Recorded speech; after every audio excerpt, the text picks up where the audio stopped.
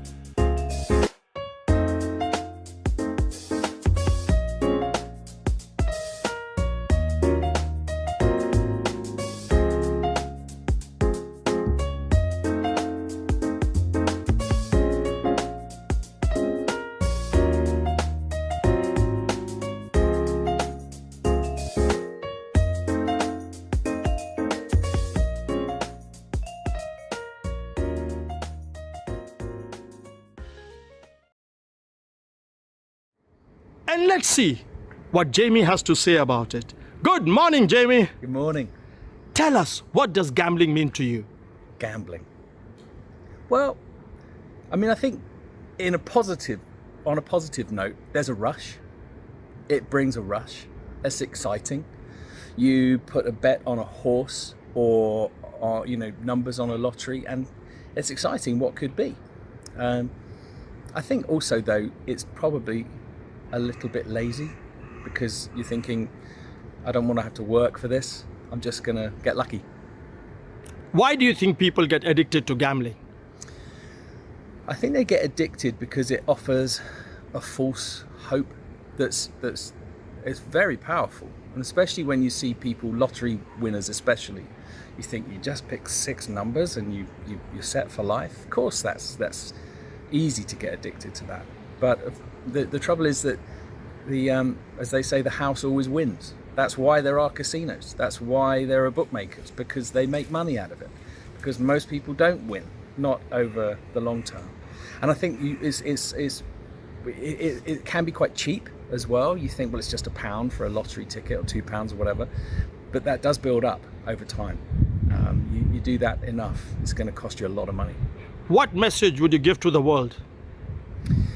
I would say don't look for substitutes. I think anything that offers us hope, like gambling, it's saying, here's something that's going to fill a gap in your life. What I would say is, if you've got a gap in your life, then go to the source, the creator, God who made you. Find him, find his love, and let him satisfy every part of you. Jamie, that was brilliant. Thank you very much. Thank you. And let's see what Lai has to say about it. Good afternoon, Lai. Afternoon, Sanjay. Tell us, what does gambling mean to you? Well, for me, it's just a little flutter every now and again. Just a way to spend my money and maybe hopefully have a win, small win. Why do you think people get addicted to gambling? Well, I suppose that it's for some people they think it's an easy way to make money, and no matter how much they win, you always want more. So for some people, I think it's very easy to become addicted. The more you win, the more you want, and the more you play, that's when you can lose all your money. And very bad. What message would you give to everyone? I would just say that if you do want to gamble, just gamble, know your limits, and gamble in moderation. And if you don't have the money, don't gamble. Lai, it's been a pleasure. Thank you. Thanks, Sanjay. And let's see what Abdullah has to say about it. Good morning, Abdullah. Hey, good morning, Sanjay. Tell us, what does gambling mean to you? The gambling is like that. First of all, I like to say that never play gambling, because the gambling, who play gambling, who was born, who take the golden spoon at the birth ages. And most of the guys who was rich at the born time, he playing gambling because they have lots of monies and they don't know where to spend it, how to spend it. So they playing gambling with his money. And if we talk about the if we talk about the middle class or the ordinary men, you see, they always do the hard work in his life, the whole life. If he entered to the gambling, he lost all his monies. That's the point. Why do people get addicted to gambling? Because the first, if the beginning age, if you're talking about the ordinary, we consider the ordinary or the normal person, not about the rich person, because they have lots of money in life. If we're talking about the ordinary man, you see, if they enter the gambling world, they continuously repeated the things, because it's just like wish. First time, if he play the gambling, if he win, so he was thinking that he will win again. But it's not happen every time, because it's all about the luck, and the luck always not give you with you. That's the. What message would you give to the world? Well, I just message to each and everyone nowadays, if the trend is going on like the cryptos currency, the digital currencies nowadays going on, And if we talk about the last month the last month or the last year, if we talk about the 2020, all because it's the pandemic year, so all the crypto price is going to rise. If we talk about the Bitcoin, because it's all are similar, the gambling, the coins, and everything is like similar. Even I was also spending the monies on the cryptocurrency in 2020. I was thinking that in 2021 it will go rise or up, but most of them they lost lots of money. So I advise to all of them, all the people, all the middle class, do hard work, never thinking about the shortcut to earn money, like easy way. So always do the hard work, save your money, and spending with the good things, not spending with the gambling, please. Abdullah, thank you once again. Thank you so much, Sanjay.